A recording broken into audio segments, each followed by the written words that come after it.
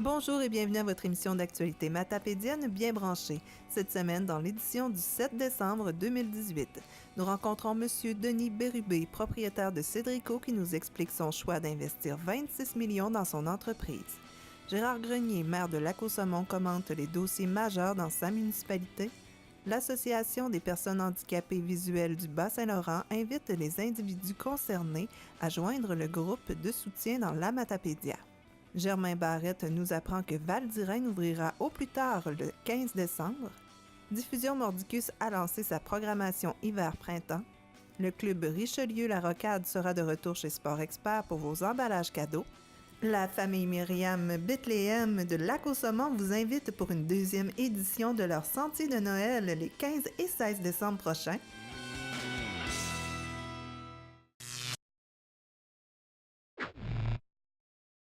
Si t'achètes ça, tu pourrais soutenir ton média local et avoir du fun. Là, mais si tu l'achètes pas, il pourrait t'arriver ça, ou ça, pis ça.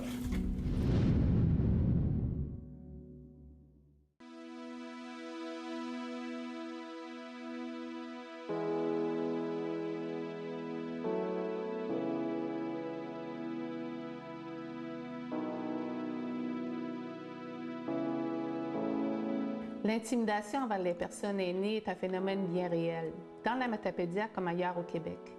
Bien qu'il n'existe pas de définition formelle, nous pouvons affirmer que l'intimidation est reconnue comme étant une forme de maltraitance physique, émotionnelle, psychologique, qui pourrait être liée à l'agisme. L'intimidation constitue également un acte criminel inscrit au Code criminel canadien.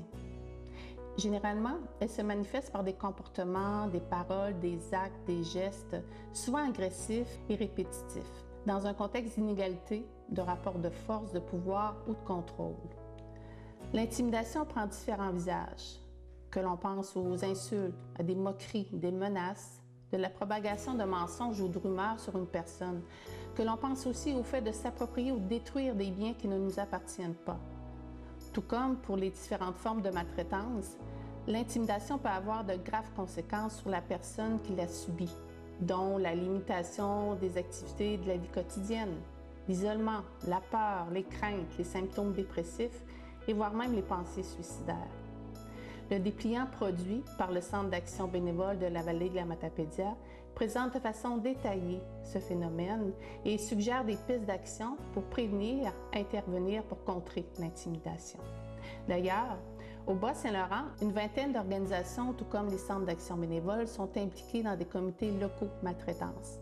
Plus d'une soixantaine d'intervenants, des intervenantes, des bénévoles, des personnes aînées se rencontrent régulièrement pour réaliser des actions très concrètes afin de sensibiliser, prévenir et intervenir dans leur milieu pour contrer la maltraitance et l'intimidation. Les actions menées par ces comités sont vraiment primordiales pour l'amélioration des conditions de vie des personnes aînées au Bas-Saint-Laurent. Et pour terminer, j'aimerais vous dire que si vous vivez de la maltraitance ou si vous êtes témoin de situations d'intimidation, n'hésitez surtout pas à demander de l'aide. Les services confidentiels et gratuits sont là pour vous.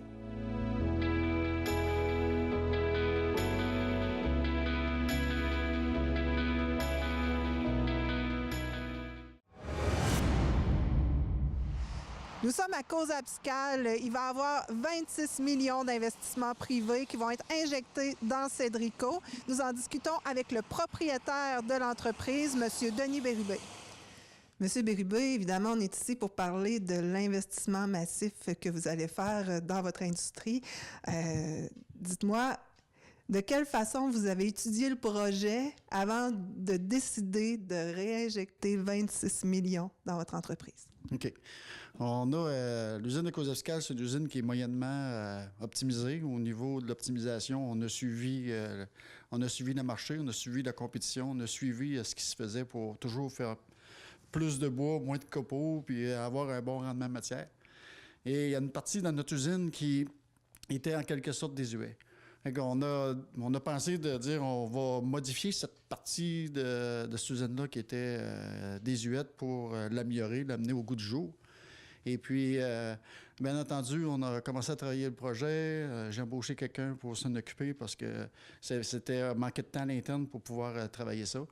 Fait que là, à un moment donné, on a embarqué dans des tanks à guêtres. Fait que là, à un moment donné, le projet a grossi parce que ce qui était suggéré, ce que le marché offre comme machinerie puis optimisation aujourd'hui, ça a quand même changé, ça s'est quand même amélioré. Fait que donc, on est abouti où on arrivait avec un projet, avec un certain niveau d'augmentation de capacité de transformation de bois. On a pris les services de FP Innovation. FP, sont spécialisés dans l'industrie du bois, fait des études de productivité puis de rendement matière. On leur a donné le mandat. Puis suite à ça, en bout de ligne, ça s'est résulté qu'on pouvait être en mesure de faire ce projet-là puis que ça pouvait être rentable.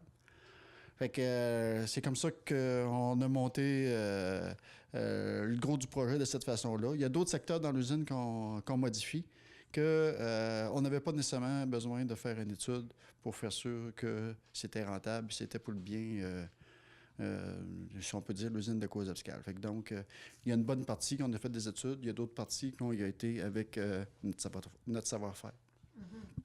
Mais là, cet argent-là vient tout de sources privées. Ça doit pas être facile d'aller chercher juste dans le privé.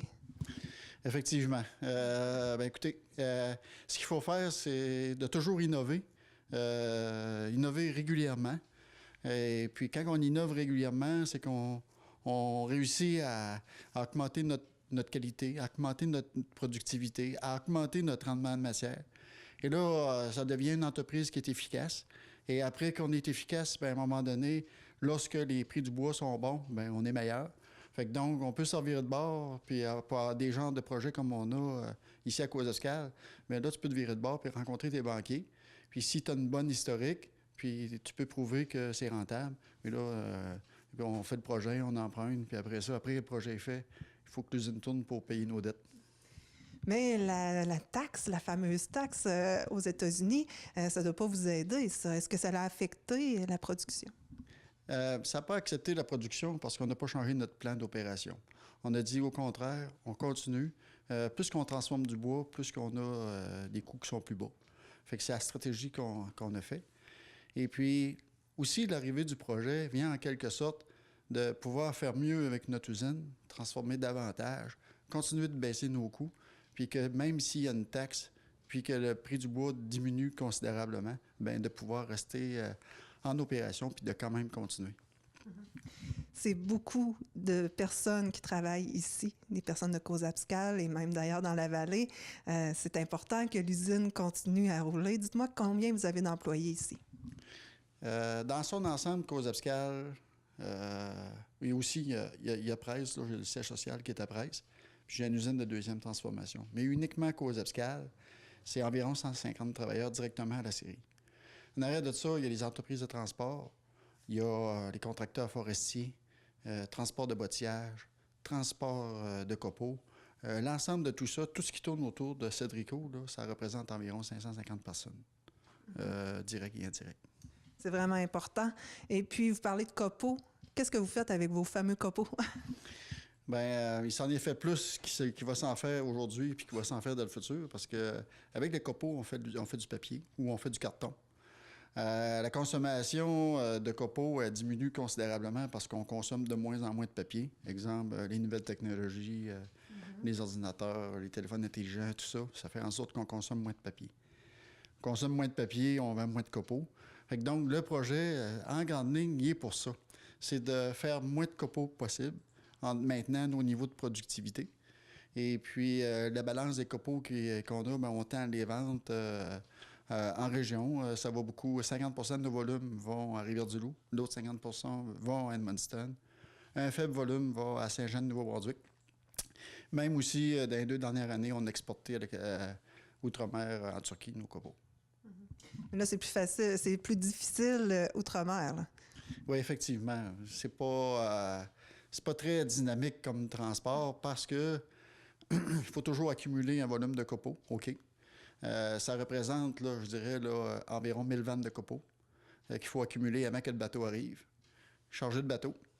Suite au moment où il est chargé, ce bateau-là, il faut qu'il passe par un port qui est adapté pour fulmuguer les copeaux. Autrement dit, comme on fume du poisson, on fume des copeaux, pour enlever les bébites dedans pour pouvoir les livrer en Turquie. Fait que donc, c'est une procédure qui est dispendieuse. Et lorsqu'on fait ça, c'est que Bien entendu, je dirais pas on donne des copeaux, là, mais on fait ça pour pas cher. Là. Parce qu'il faut l'entreposer. Là. Bien, il faut l'entreposer. Puis aussi, on fait une concession aussi sur le prix lorsqu'on fait ça. Et c'est pour éviter d'arrêter l'usine puis d'entretenir notre main-d'œuvre avec nous autres. Et vos défis pour l'avenir? Défis pour l'avenir, on en parle souvent. Je dirais au niveau dans le passé, l'approvisionnement en bois était toujours problématique. Chacune des scieries manquait de bois. Là, maintenant, on manque encore de bois, mais disons que c'est moins pire. Les forêts commencent à revenir. Il y a eu beaucoup de réduction des approvisionnements en 2000. On l'a vécu ici dans la vallée. Mais maintenant, les volumes de bois reviennent. Il y a eu beaucoup de travaux sylvicoles. Il y a eu beaucoup des travaux sylvicoles. Puis aussi, les forêts sont beaucoup mieux protégées qu'auparavant. Fait que là, les volumes de bois reviennent. Ça je dirais, c'est du passé. Mais je dirais, les défis qu'on a, là, c'est la main-d'œuvre. Nos boomers nous quittent. Les jeunes qui arrivent sur le marché, les plus jeunes qui arrivent sur le marché du travail, disons qu'ils n'ont pas la même culture que nous autres, les boomers, on pourrait y avoir. On a tout le temps suivi nos parents, nous autres, puis on appelle ça, on gossait avec nos parents. Tandis que nos enfants nous suivent moins. Fait que les gens arrivent sur le marché du travail, ils n'ont pas l'idée, c'est quoi ça représente le travail. Fait que donc, ça, c'est plus difficile. Fait que ça prend beaucoup de formation en usine. Mais la problématique, c'est qu'il manque de monde. Il manque vraiment de monde. Notre défi est là. C'est de pouvoir devenir, comme employeur, d'être plus intéressant. D'ailleurs, dans les investissements qu'on fait aussi, dans ça, on améliore la qualité de vie de nos travailleurs avec des nouveaux bâtiments beaucoup plus grands, mieux aérés, mieux ventilés. Mais la main-d'œuvre, ça va être difficile. Je pense qu'on n'est pas passé à travers. Pouvez-vous vous tourner vers l'étranger? Oui, c'est des choses qui vont s'enclencher dans la prochaine année. Puis d'aller chercher l'étranger puis les emmener ici en région, c'est plutôt difficile. On sait qu'il faut arrêter de regarder ce qu'on se fait dire. On va devoir se mettre la main à la pâte. Mais ce qui se passe actuellement, c'est qu'il y a des régions qui réussissent à aller chercher de la main-d'œuvre étrangère, mais la main-d'œuvre étrangère a tendance à retourner vers les grands centres qui sont Montréal et Québec. On voit de plus en plus que Québec est un petit peu plus intéressant pour la main-d'œuvre étrangère. Mais avant que ça vienne en région, disons qu'il va se consommer du temps, mais j'y crois. Tout est possible. Alors, si jamais il y a des gens qui sont intéressés par le domaine, c'est possible d'appeler ici? Oui, effectivement. On est toujours à la recherche. On a toujours des vieux travailleurs qui prennent leur retraite, puis il y a toujours un certain roulement. Il y a des gens, par exemple, des jeunes personnes qui viennent du marché du travail, ils viennent nous voir, on les embauche. Ils travaillent avec nous 1 an, 2 ans. Ça leur donne l'idée de retourner aux études. Fait que donc, ça crée un certain roulement. Fait que oui, effectivement, on est toujours en mode embauche. Alors, merci beaucoup, puis on vous souhaite un franc succès. C'est bien. Merci, au plaisir. Nous sommes à Lac-aux-Saumons, devant le bâtiment des Sœurs Notre-Dame du Clergé, parce que nous allons discuter avec le maire de Lac-aux-Saumons, M. Gérard Grenier, de l'avenir du bâtiment. Monsieur Grenier, on est ici pour parler des Sœurs du Clergé qui vont être relocalisées ailleurs. On ne sait pas où exactement, mais on sait que d'ici 2 ans, il va falloir qu'ils soient sortis d'où ils sont présentement. Est-ce qu'on peut savoir à quoi va servir ce bâtiment éventuellement? À quoi va servir le bâtiment? J'espère qu'il va servir encore à avoir la même fonction. Peut-être avec différentes choses qui vont se greffer à ça, là, pour avoir une rentabilité, mais le but principal, c'est de continuer. C'est la volonté des sœurs aussi. Puis nous autres, faut dire que ça fait partie de notre économie, ça fait partie de notre paysage depuis 90 ans. Maintenant, moi, j'ai pas tout connu la phase du début, mais ça a un apport économique assez important, pas juste pour Lac-aux-Saumons, pour la région. Puis à un moment donné, on tente en tout cas d'essayer de trouver des solutions. Parce que c'est plusieurs emplois. Je crois que c'est 60 emplois, ça se peut-tu? Oui, je pense présentement, il y a 64 emplois là. Mais c'est pas juste des emplois de Lac-aux-Saumons, c'est régional. Fait que ça va devenir peut-être un enjeu régional aussi. on verra avec les discussions. Et le bâtiment en tant que tel, il est quand même bien préservé, là. Ça a été bien entretenu. Oh oui, c'est super, ça, là. Moi, je l'ai visité une couple de fois, là, parce que depuis quelques années, je suis au courant du dossier, puis je prends part aux négociations aussi. C'est clean partout. C'est super beau, c'est paisible. J'espère que ça va rester dans notre coin. Il y a même un musée à l'intérieur. Qu'est-ce qui va arriver avec ce musée-là? C'est toutes des questions qu'on se pose. Qu'est-ce que les sœurs vont faire avec? Est-ce qu'ils vont l'amener avec eux autres dans le déménagement? On ne sait même pas qu'est-ce qui va advenir de la bâtisse, là. Fait que, avant de présumer, de dire on va faire autre chose avec, on va attendre les discussions puis les événements futurs. Avez-vous des offres jusqu'à maintenant?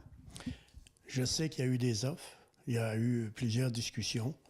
Il y a eu des rencontres avec des gens de l'extérieur, des investisseurs, mais il y a encore des possibilités, là. Présentement, je pense qu'il y a des négociations, mais je ne peux pas en dire plus là-dessus, là. S'il y a des gens qui auraient des idées, qui seraient intéressés, on ne sait pas, est-ce qu'ils peuvent contacter la municipalité? Bien sûr, ils peuvent contacter la municipalité, puis moi, ils peuvent même contacter les sœurs directement. Madame Rock, qui est la directrice générale, sœur Odette, qui est la principale, la grand boss là-dedans, là. Puis il y a sœur Chantal, qui est comptable. Mais sinon, ils appellent ici, puis moi, je les mettrai en contact, il n'y a pas de problème. Et puis là, on va passer à un autre dossier qui a été difficile ici à la Côte-Saumon, c'est l'eau potable. Oui, un autre gros dossier. Ça bouge au lac Côte-Saumon. Ça bouge beaucoup. On a eu une pénurie d'eau très, très importante cet été à cause qu'il n'y a pas eu de précipitations. Ça a été partout dans la région. Puis notre source d'approvisionnement, qui est le lac Ingas, est venu très, très à la limite. Là, on était rendu dans le fond quasiment. Fait que là, on est à mettre en place un système temporaire. Les achats ont été faits, les démarches sont toutes entreprises. Ça devrait normalement se concrétiser cette semaine. Puis, on va avoir un approvisionnement en eau, là. Il n'y aura pas de problème. On va prendre ça dans le lac au saumon. Fait qu'avant de le vider, celui-là, on va en avoir vidé grand dans la vallée. C'est sûr, mais c'est une grosse problématique. Mais là, il y a des analyses d'eau, il y a tous les tests qui ont été faits. Puis, à venir à date, ça va très bien. Puis, combien de personnes s'approvisionnent dans ce système-là? Est-ce qu'il y en a qui ont leur propre puits? Ou... Il y en a quelques-uns qui ont leur propre puits. Il y a ici, même en haut dans le village, là. Les rangs, ben ça, ils ont toutes leurs eaux eux autres. C'est le centre du village, principalement. Ben, tout le village, à partir de la rue Turcotte en descendant, là. Ça veut dire peut-être 1300 personnes qui dépendent de ça. On a aussi la problématique d'approvisionnement, c'est justement les sœurs du clergé. C'est Marianne Ouellette, c'est les écoles, c'est tous les centres privés de garde de personnes âgées. Faut les approvisionner en eau, là. On n'a pas le choix, là. Fait que c'est pour ça qu'on met en place un système qui va être temporaire pour... J'espère qu'on va le garder le temps que notre réseau d'eau, d'aqueduc du village va être réglé définitivement. Mais pourquoi qu'il faudrait qu'il soit temporaire et que ça ne reste pas toujours comme ça par la suite?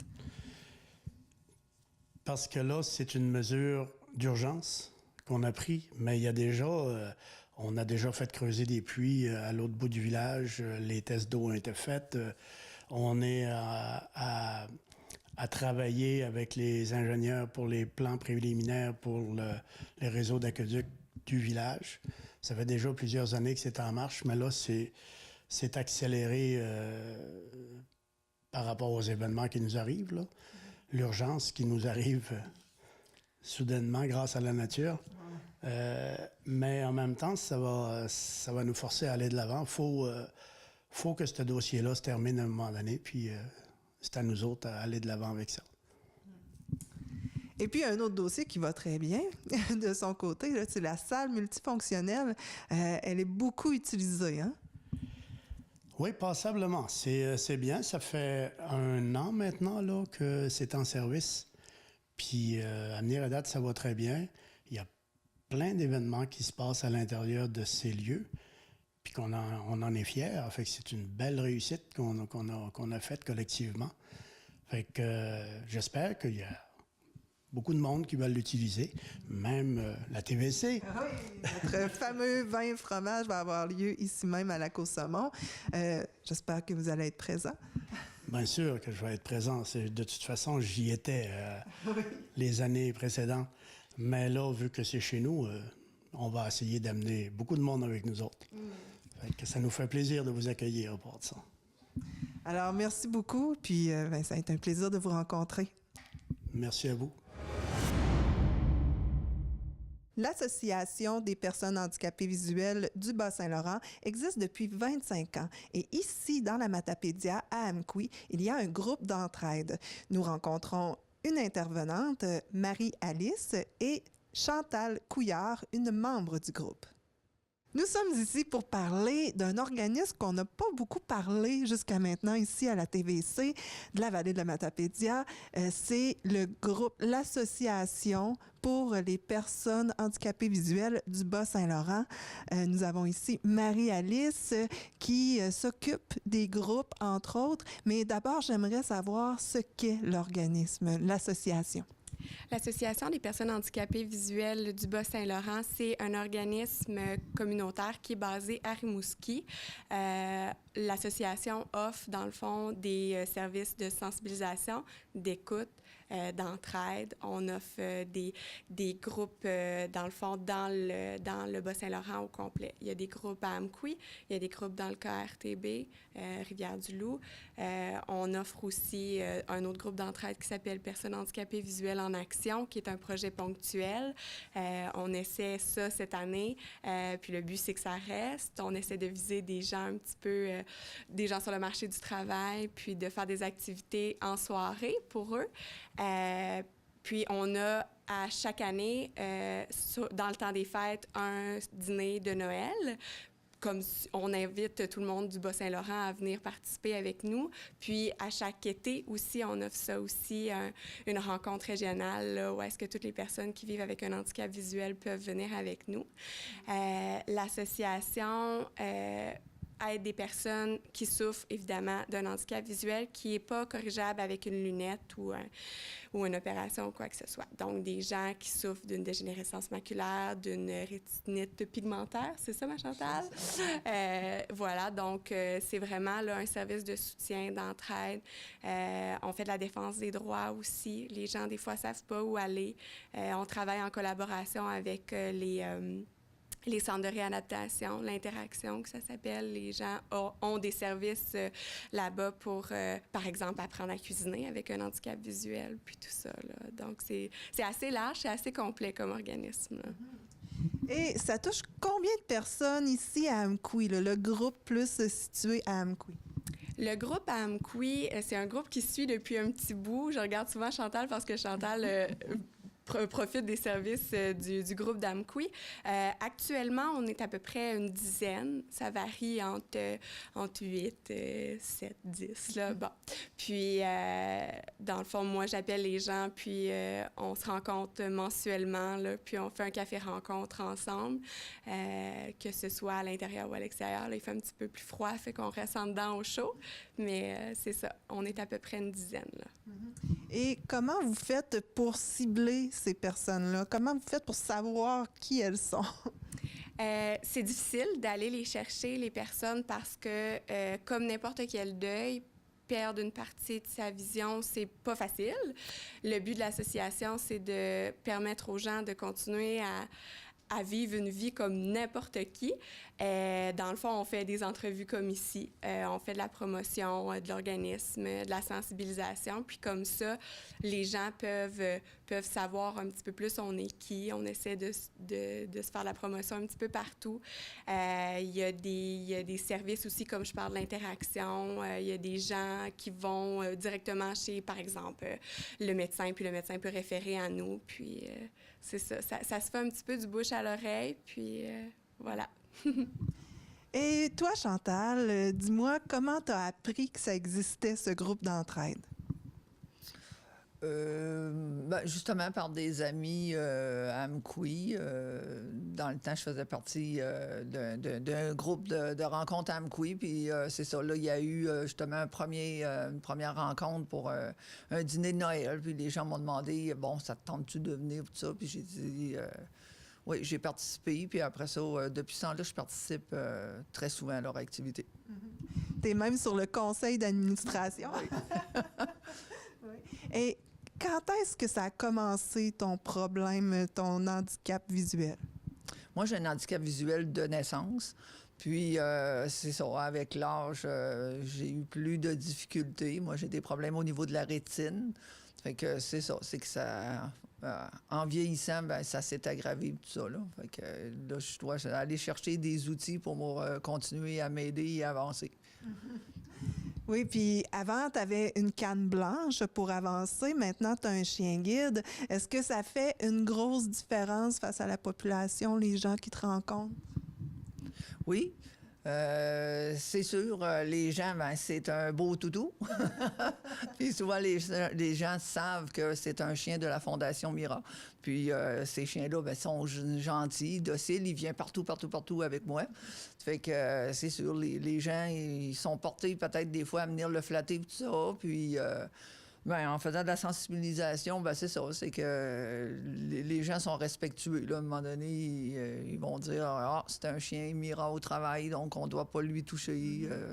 Ça va bien en général.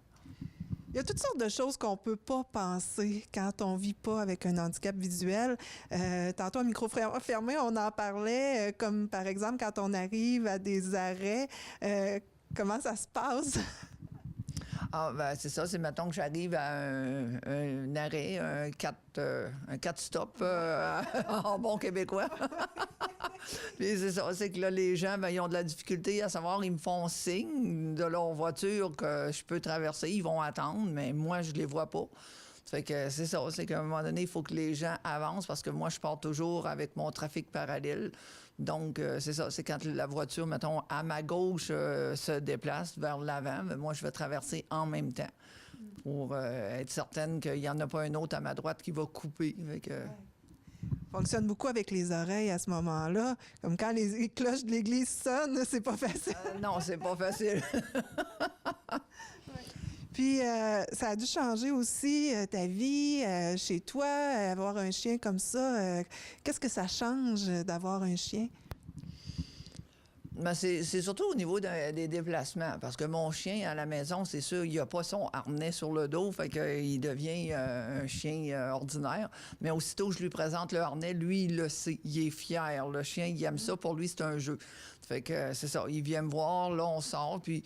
Mais c'est surtout au niveau des déplacements. Comme moi, l'hiver, je trouvais ça dur avec la canne blanche, les bancs de neige, puis tout ça. Fait que avec mon chien, ben lui, il va arrêter quand il y a des obstacles, puis tout ça. Il va contourner...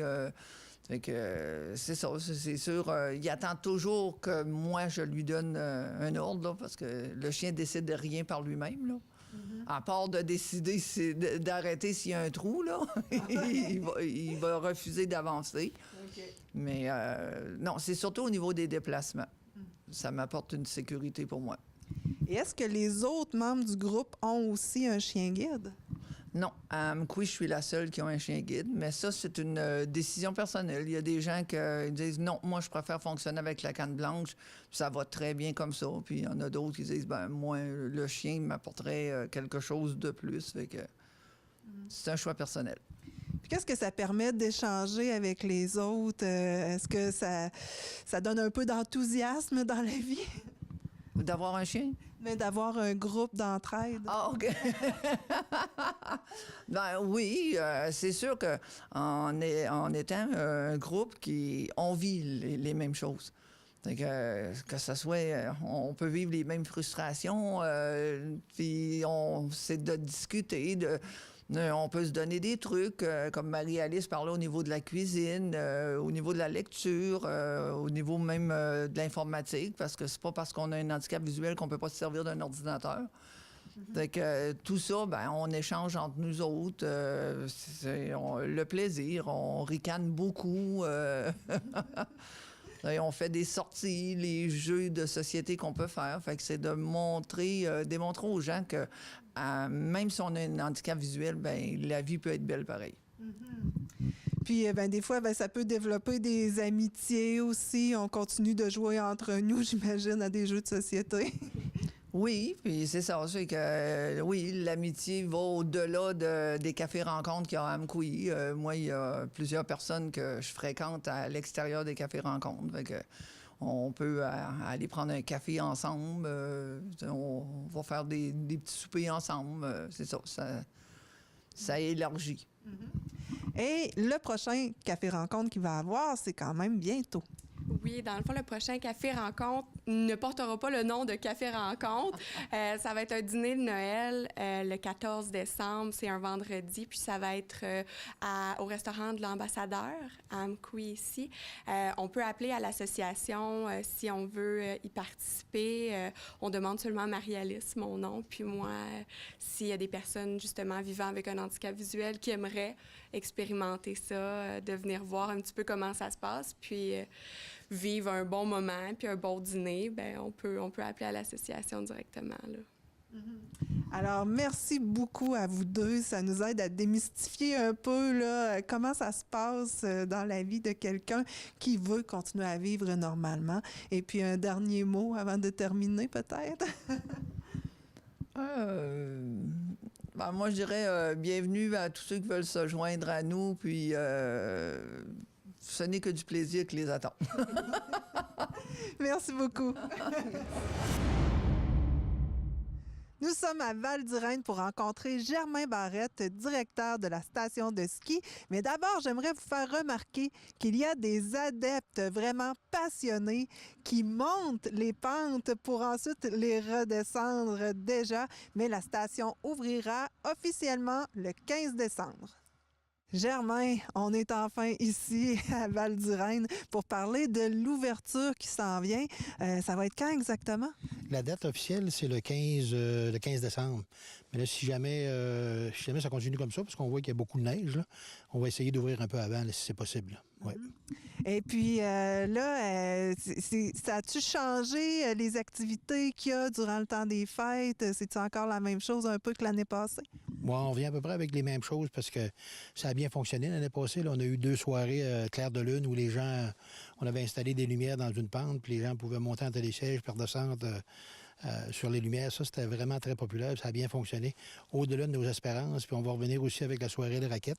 Les gens montent en télésiège avec tout le monde ensemble avec les raquettes sous les bras. Quand ils arrivent en haut, les gens mettent les raquettes avec les lampes frontales, puis on descend dans la montagne, puis on les accueille après avec un petit peu de manger et puis la musique. Ça fait que très, très populaire. Puis il y a eu beaucoup plus de monde qu'on avait prévu. Fait qu'on revient avec ces choses-là. Au niveau de la Pentecôte aussi, on va avoir des espèces de modules qui vont être là pour les tout-petits, là, pour espèces de high-five, des coussins gonflables, là, que les jeunes vont s'amuser avec ça. Ça fait qu'on mise beaucoup sur les jeunes familles, là, puis on espère que ça va bien aller. Comme quand on achète un billet de saison, on a le droit à avoir la glissade gratuite, je crois. Oui, c'est bien ça. Les gens, en ayant la carte de saison, peuvent aller glisser à la Pentecôte, là, qui sert de glissade à tube et de Pentecôte aussi. Puis c'est gratuit. Fait que là, ça a un avantage. Pendant que les gens sont en dedans à prendre un petit verre, mais les jeunes peuvent s'amuser à glisser à la glissade. Et puis, ça a bien fonctionné, la vente de cartes de saison cette année. Oui, présentement, on n'a pas le décompte final, là, mais au mois d'octobre, fin octobre, on est en avance sur les résultats de l'année passée. Là, ça fait qu'on est bien content. On a eu une bonne saison l'année passée. Ça vient prouver qu'on est capable de rentabiliser la station de ski. Puis là, c'est bien parti. Là. La neige est là de bonne heure. Ça donne l'engouement aux gens. Ça fait qu'on espère que ça va bien continuer comme ça. Là. Et ça fonctionne bien aussi pour le temps des fêtes parce que là, tous les chalets sont loués. Oui, c'est ça. C'est pratiquement loué un an d'avance, ces petits chalets-là là, qui ont été construits. Le centre d'hébergement, il reste un petit peu de place aussi, mais la période des fêtes, ça représente 33 des revenus d'une saison. Fait qu'il ne faut pas manquer notre coup. Avec là, c'est réservé. Les gens viennent, beaucoup de gens des Maritimes, encore une fois, là, qui sont au rendez-vous. Fait qu'on est bien contents. On vous souhaite un bon départ, puis on va se revoir là, pour parler un peu de l'Aquaneige. La date est déjà fixée, d'ailleurs? Oui, c'est le 15, aux alentours du 15 avril, là, toujours à peu près dans les mêmes dates, là, puis c'est l'événement de l'année. Ouais. Alors, merci beaucoup, puis amusez-vous bien. Merci beaucoup. Diffusion Mordicus a lancé toute une programmation printemps-hiver 2019. Pour l'occasion, Martin Levac a offert quelques prestations. Le voici, suivi de Michel Coutu. Monsieur Levac, vous avez accepté de venir pour le lancement de la programmation ici pour Diffusion Mordicus. Dites-moi, c'est quoi votre attachement pour Amkoui et Diffusion Mordicus? Bien, à chaque fois qu'on est venu ici, l'accueil est formidable, puis l'équipe est formidable. C'est tellement... on sait c'est quoi la culture, on sait c'est quoi diffuser des spectacles, c'est beaucoup de travail. Puis, évidemment, dans une ville de 6 000 habitants, bien, c'est encore doublement, triplement de travail. Et le travail que Michel Coutu et son équipe font est absolument remarquable. Puis à chaque fois, il prend des risques. Puis il a pris des risques avec nous autres parce que, en fait, moi, je suis reconnu pour faire mon spectacle de Phil Collins, d'ailleurs, qu'on vient refaire ici le 14 septembre 2019. Mais quand est venu le temps de lancer mon spectacle de matériel original, Michel Coutu nous a offert de venir faire une résidence ici, c'est-à-dire de faire une résidence de création. Fait qu'on est venu ici pendant une semaine monter mon spectacle 1985, puis on l'a mis sur la route après ça. Tout ça, c'est grâce à Michel, puis grâce à l'équipe technique, puis à l'équipe de diffusion Mordicus. Fait que puis à tout le monde à Amkoui qui nous a accueillis. Attends un peu, le Select Hotel nous a logés, l'Hôtel Gagnon nous a nourris, le métro nous a lunchés. Tu sais, je veux dire, je trouve que c'est une ville tellement accueillante. À chaque fois que je reviens ici, j'ai un plaisir immense. Puis c'est pour ça que je viens au lancement de programmation. Je voulais absolument être là. Merci beaucoup. C'est une longue réponse, hein? Michel, c'est ton lancement hiver-printemps qui vient de se passer. Je pense qu'il y a vraiment une bonne réception de la part du public. Il y avait des réactions dans la salle. Dis-moi, comment tu penses que ça va se vendre, ces shows-là? Bien, écoute, déjà, ce matin, au moment où on se parle, les circulaires ont sorti dans certains foyers mardi matin. Donc, on avait déjà des téléphones. Je peux-tu avoir des billets pour tel et tel spectacle? Bon, je l'expliquais tout tantôt dans le lancement de la programmation. On a 4 grosses productions qui vont venir au printemps ainsi qu'à l'automne. Donc, on a annoncé Ladies Night, Dancing to the Light, Amsterdam, Marimé qui va être là. Écoute, on pensait jamais avoir ça dans la salle Jean Cossette, de 6 grosses programmations. C'est près de 30 spectacles. On va présenter jusqu'en décembre. Le meilleur moyen d'avoir toute l'info sur ces shows-là, c'est d'aller sur le site Internet. Ils sont déjà annoncés. Là, présentement, au moment où on se parle, c'est la vente aux membres. Si vous êtes membre, vous allez avoir droit d'avoir les meilleurs billets avant tout le monde et économiser, évidemment, dans votre achat. Mais après ça, bien, on se dirige en ligne et au Select Hotel pour faire l'achat des billets. C'est le meilleur moyen parce qu'on a changé de slogan cette année, créateur de souvenirs. Diffusion Mordicus crée vraiment des souvenirs parce que quand vous achetez un billet de spectacle à quelqu'un et vous l'apportez à la salle de spectacle ou vous lui offrez, la personne va s'en rappeler très, très, très longtemps de son expérience. Va vouloir revenir ou va avoir eu des émotions ce soir-là, va ressortir ici vraiment heureux. Donc, c'est pour ça qu'on a adopté ce slogan-là, créateur de souvenirs. On crée de belles rencontres, on crée de belles soirées, on crée des souvenirs pour les gens.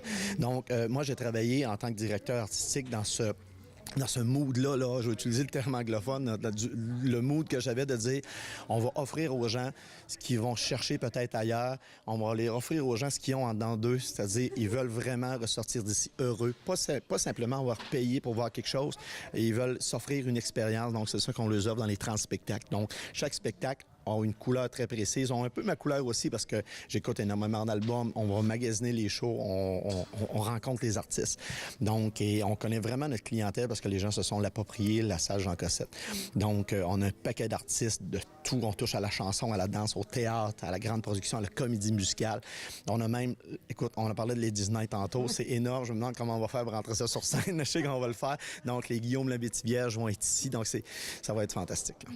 Parle-moi aussi des shows de la 4B. Ça revient, cette formule-là, c'est super. Oui, écoute, on va s'offrir, entre autres, Elliott Maginot qui a tourné avant avec Franken Electric et les Sœurs Boulay. Et moi, je l'avais vu en formule intime, vraiment intime. On était une trentaine de personnes. On avait été invités dans un condo à Québec pour l'écouter en compagnie de Matt Loboski et Soran. Et ça faisait longtemps que je voulais avoir justement un show intime d'Elliott Maginot. Donc, on va le faire en 4B, 80 places seulement. Et toutes les fois qu'on a fait une scène 4B, c'était complet. C'est le fun pour ces artistes artistes-là. On a de la misère en chanson, justement, à remplir nos salles. Donc, c'était la meilleure façon de faire entrer les spectateurs par l'entrée des artistes, croiser les artistes en coulisses, entrer sur scène avec eux. Donc, c'est une belle proximité. Et on va se promener aussi du côté de la Gaspésie et de l'Acadie, parce qu'on va avoir Simon Daniel et Jacques Surette, qui est un jeune qui vient de Nouvelle-Écosse, du sud de la Nouvelle-Écosse, c'est de Dartmouth, je pense. Et c'est tout un phénomène, seulement 18 ans. Donc, ça va être assez intéressant. Et ensuite de ça, dans les shows 4B, on a des belles nouveautés au printemps aussi. Donc, ça va être à surveiller. Allez sur le site Internet. Il y a tellement de spectacles. C'est une des premières fois, je ne peux pas te les énumérer d'un bout à l'autre. Mais il y avait Martin Levac ce soir. Il nous a annoncé aussi qu'on pourrait avoir une proximité exceptionnelle avec son groupe. Oui. Quelque chose qui se fait seulement habituellement du côté du Capitole à Québec. Avec l'équipe de Martin Levac, on s'est dit on va geler 2 rangées de billets dans la salle et on va offrir des VIP. Test de son, rencontre avec les artistes. On va pouvoir avoir accès à la scène. Un cocktail dînatoire avec l'artiste et les musiciens juste avant le spectacle.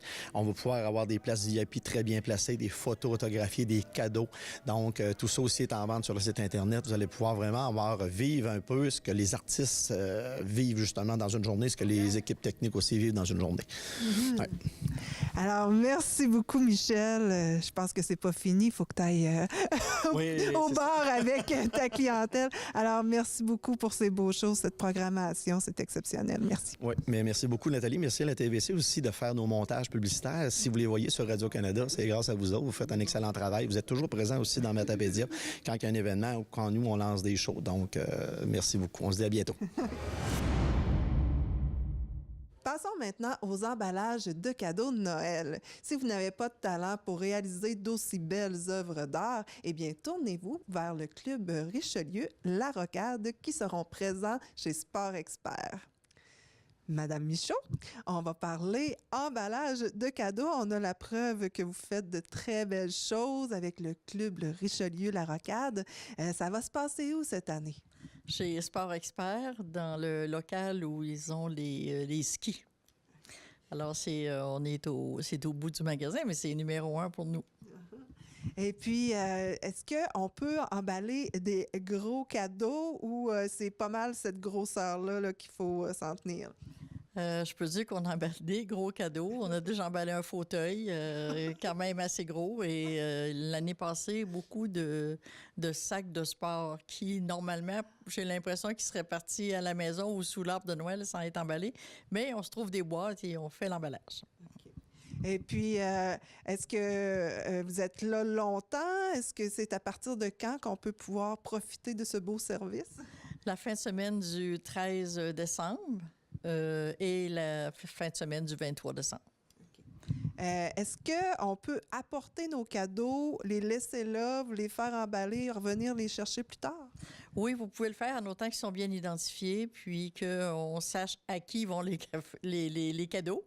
Parce que pour pas qu'un arrive avec un cadeau de fille, surtout si c'est un petit garçon, ça serait moins intéressant. Mais vous les reprenez en fin de journée ou après votre travail ou à la période du dîner.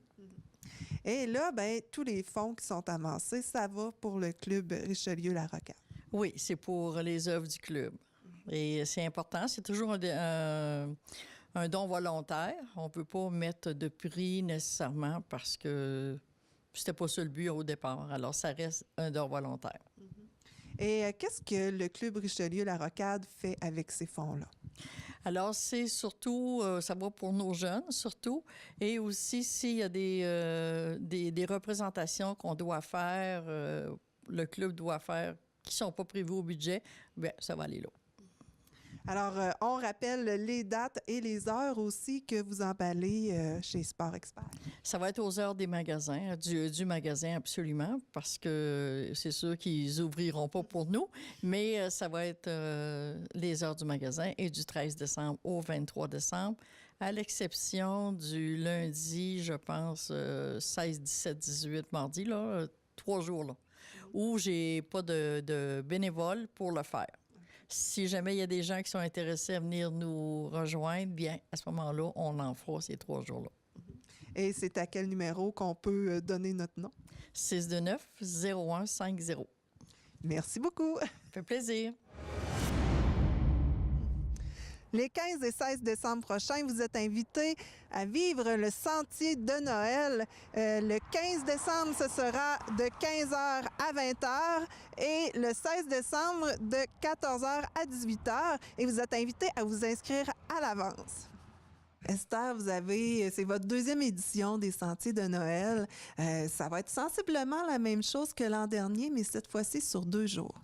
Effectivement. Alors, le 15 et 16 décembre prochain, à la maison de la famille Myriam, 405 route 132, on va reprendre le même événement que l'année passée, un sentier de Noël sur le terrain, un parcours où on découvre la belle histoire de Noël. Ce parcours-là se veut une invitation pour tout le monde aussi, mais spécialement pour les familles. Les enfants de la catéchèse auront aussi leur plage horaire. Et on vous invite à venir nombreux visiter le sentier qui durera à peu près une demi-heure à l'extérieur avec une visite sur le terrain guidée, animée et illuminée. Puis ce sera, je pense bien, une belle expérience aussi cette année. Puis pour éviter un engorgement, on a pensé le faire sur 2 jours. Et ça se passe de quelle heure à quelle heure? Alors, samedi le 15 décembre, de 15h à 20h et dimanche, de 14h à 18h. On vous invite à vous inscrire aussi, à appeler au 418-778-3110 pour réserver votre plage horaire pour éviter les engorgements. Puis, ça va bien se faire comme ça. Les parcours partent aux heures et aux demi-heures. Donc, premier départ le samedi, 15h, 15h30 et ainsi de suite. Et l'engorgement peut se faire surtout à l'intérieur, hein, parce qu'il y a des activités aussi à l'intérieur. Oui, effectivement. Une fois qu'on a fait le parcours, puis qu'on a eu un peu froid, ou on est invité à prendre une collation à l'intérieur avec un chocolat chaud, des petites pâtisseries pour se réchauffer, mais aussi en même temps pour découvrir les à peu près 60 crèches que nous avons en exposition à l'intérieur dans notre salle à manger. 60 belles crèches qui sont exposées. Et les enfants aussi peuvent participer à un bricolage. Il y a une vidéo aussi de Noël pour enfants qui dure à peu près une demi-heure. Puis, c'est l'occasion de faire des belles rencontres aussi dans la maison.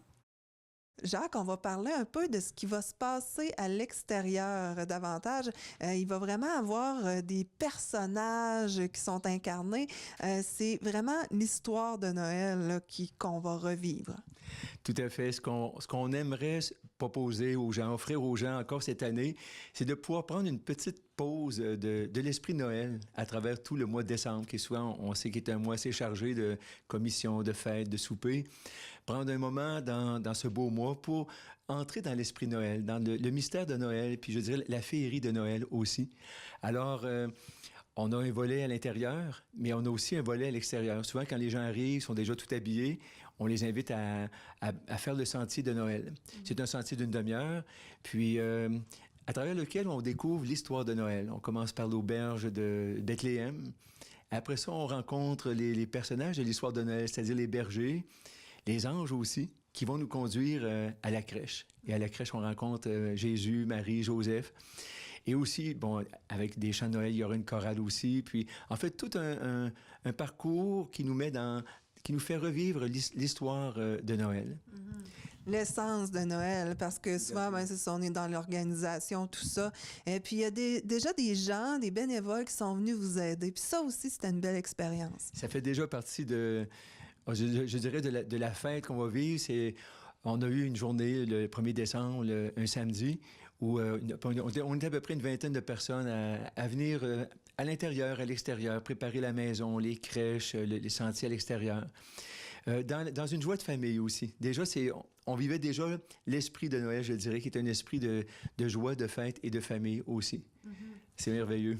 Et c'est possible de venir aider pour les 2 journées aussi. Oui, des fois, si en écoutant notre émission aujourd'hui, il y a peut-être des gens qui se sentiraient interpellés, qui auraient le goût de vivre, donner un coup de main de façon bénévole, un service ou un autre. Il y a différentes petites choses pour nous donner un coup de main pour vivre cette belle journée-là, parce qu'on sait que c'est 2 journées où on attend beaucoup de monde. Il y a principalement les jeunes qui sont inscrits dans les parcours de catéchèse, mais c'est annoncé pour tout le monde. Donc, les familles, des gens de tout âge peuvent venir pour vivre.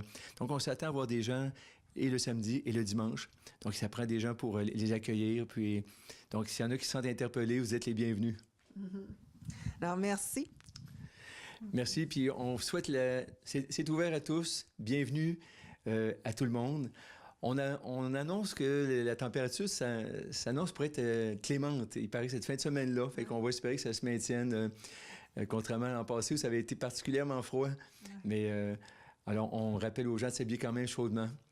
Après le sentier, les gens sont invités à venir faire la visite à l'intérieur. Déjà, on a un aperçu un peu de quelques crèches ici pour différentes activités à l'intérieur.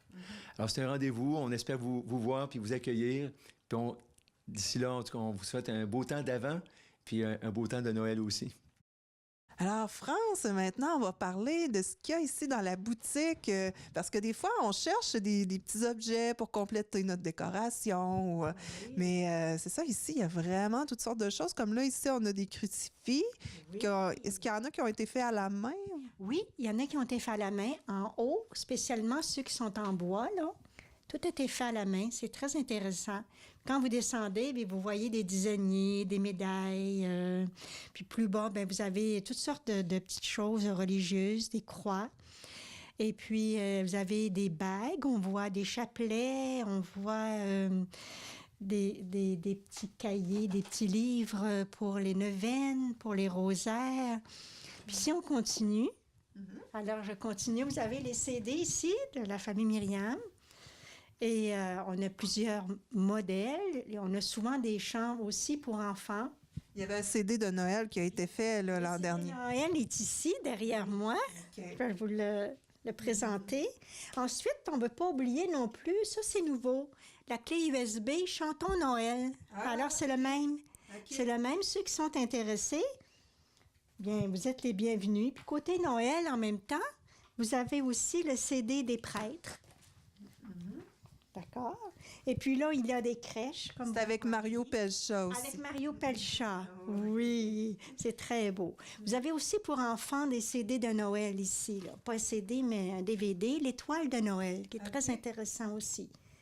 Puis, voyez-vous, là, ici, il y a des crèches. Il y a une crèche ici, une crèche plus bas. Il y en a une autre. Alors, on descend, puis on fait le tour. Il y a beaucoup de livres aussi. Ici, on s'en vient dans les statues. Ici, vous voyez plein de statues différentes qui peuvent intéresser tous. Tous, si vous avez besoin de quelque chose dans les communions, les confirmations, pour le baptême. Il y en a une petite Philomène ici. Une Sainte Philomène. Oui, je ne sais pas si c'est... Elle est très intéressante. Puis aussi, je crois que c'est Sainte Thérèse de l'Enfant Jésus. Oui. Alors, du côté enfant, alors on a toutes sortes de productions pour les enfants, des DVD. Vous continuez, là, on descend, on s'en vient pour Noël. Vous avez des beaux livres sur la Bible pour enfants. OK. Et puis, ici, là, vous avez Noël. Vous avez encore des DVD de Noël, ici. Et des livres sur la naissance de Jésus. Et vous descendez. C'est vraiment des livres qu'on ne peut pas retrouver partout, là. Oui, ça, c'est vrai. Ouais.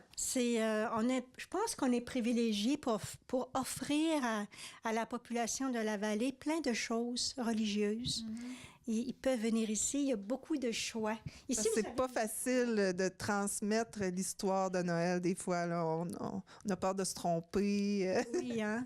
Mais du côté enfant, là, c'est tellement bien expliqué, là, c'est de toute beauté. On n'avait pas ça autrefois.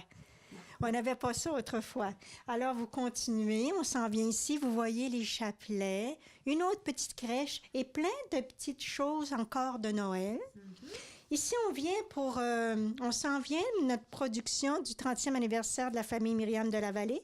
Nous avons fait un calendrier 2019. C'est de toute beauté. Avec des images d'ici qui ont été prises par... Ici, c'est toutes des images, dans le fond, de la vallée, là. Des beaux paysages. C'est très intéressant. Et il y a des textes de chansons aussi à l'intérieur. Oui, vous avez tout ça ici. C'est bien, bien indiqué. Et puis ici, encore des petites productions de Noël. Là.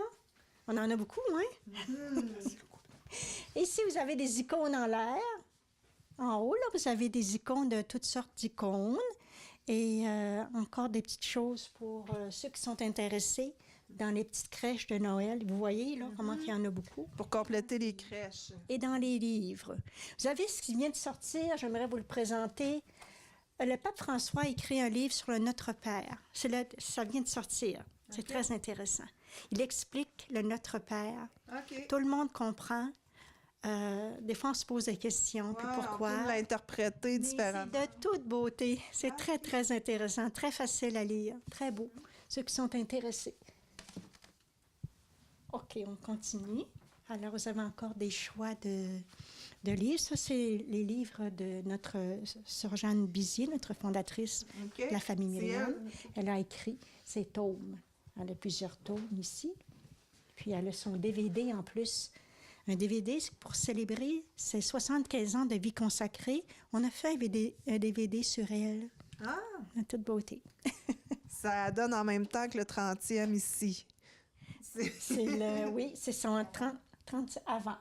OK, c'était avant. Oui. Ah, OK, c'est là 2 ans. Merci. D'accord. Alors, vous voyez en gros, là, vous avez visité. Il y a beaucoup de choix. Il y a beaucoup de choix, vraiment. Oui, il y a beaucoup de choix. On est heureux de présenter ça à toute la vallée. Quand même, ça nous fait plaisir de donner Jésus de toutes sortes de façons. Ça nous fait plaisir, on est content. Il y en a beaucoup qui viennent, qui trouvent quelque chose, qui sont à leur goût, qui leur fait découvrir Jésus aussi. C'est très... on est content pour ça, par exemple. C'est pas grand, mais il y a du choix. Oui, il y a du choix. C'est vrai que c'est pas grand, mais il y a beaucoup, beaucoup de choix, comme vous dites. Cette année, c'est moi le porte-parole de l'Opération des Rouges. Moi pis l'ours, on s'entend déjà à merveille. Touche-moi pas, j'ai pas le goût de sentir le vieux tapis. Si t'as les facultés affaiblies, appelle un ami, un taxi ou appelle-nous l'Opération des Rouges, parce que t'as pas le goût de retourner en dedans. C'est quoi, tu l'aimes pas, mon slogan? C'est excellent, ce slogan-là. C'est quoi tu veux, je dis? L'Opération des Rouges, la meilleure idée de la soirée. Mon slogan était bien meilleur. Il faisait peur. Les télévisions communautaires autonomes du Québec, ce sont les télévisions les plus importantes parce qu'elles sont proches de la communauté. On veut encourager des gens qui parlent de ce qui nous intéresse, mais aussi qui participent au développement local. Mais c'est fini le temps là, où on allait lire une affaire qui a été écrite avant hier au bout du monde. Non! Tu veux savoir ce qui se passe chez vous? Bien, ma télé préférée, c'est la télé autonome communautaire. C'est ici que ça se passe. C'est ce qui complète cette émission. Avez-vous vos billets pour venir rire un bon coup de l'année 2018 avec nous? Nous vous préparons tout un bye-bye. Ça va se passer le 2 février prochain à la magnifique salle multifonctionnelle de Lac-aux-Saumons. Notre événement Vin et fromage est notre principale activité de financement. Vous n'aurez pas à payer pour nous toute l'année. Téléphonez pour réserver vos billets au 418-629-4503. Et je ne sais pas si c'est notre jeune animateur qui attire de nouveaux joueurs et de nouvelles joueuses, mais vous êtes de plus en plus nombreux et nombreuses à jouer au Télé-Bingo le dimanche à 12h30. Continuez, ça peut être payant, encore 700 $ en prix cette semaine. Alors, bonne chance et bonne semaine. Informatique Bar-Est assure l'entretien du parc informatique de votre TVC. Informatique Bar-Est offre un service informatique résidentiel, commercial et industriel.